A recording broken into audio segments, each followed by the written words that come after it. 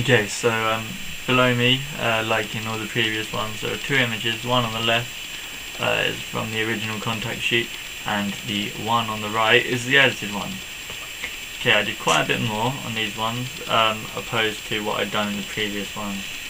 So if you look at the ground, you can see it's been brightened and sharpened and made more visible, as well as if you look at the buildings on the right and the left.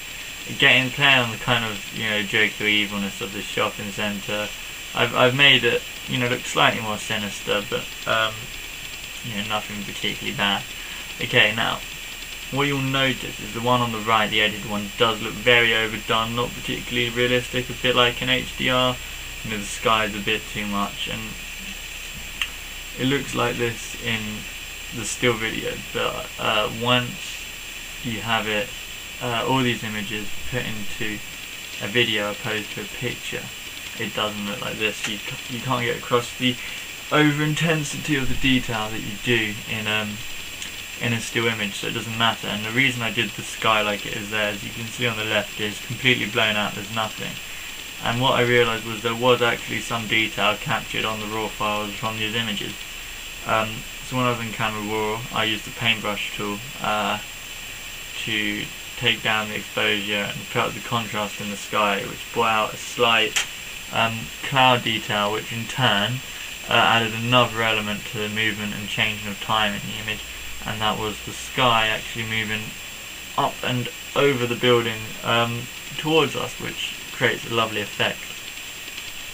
Okay, below that are the sections of images, again more than the first one, about the same as the second one, as I did them both on the same day.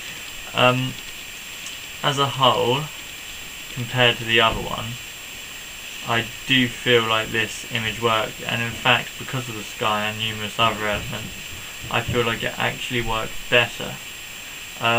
Looking through the video, you've got this weird, almost green screen look in the sky that is in fact real and is in fact there, but it creates a very odd and in a way kind of magical way to it. It's something that you're not used to seeing in videos or photos, and really gets across, time in a visual sense, this movement and this concept of time. And in fact, in comparison to the people below, it feels very separate, almost warped, and they're changing, and that again shows the changing in time. I think this was more successful than the image because of the framing. You've got the framing on this is extremely nice. So you've got the sky, the building in the centre, but then you've got these two other buildings leading down to that, which draws all your attention, and there's a much wider scope of people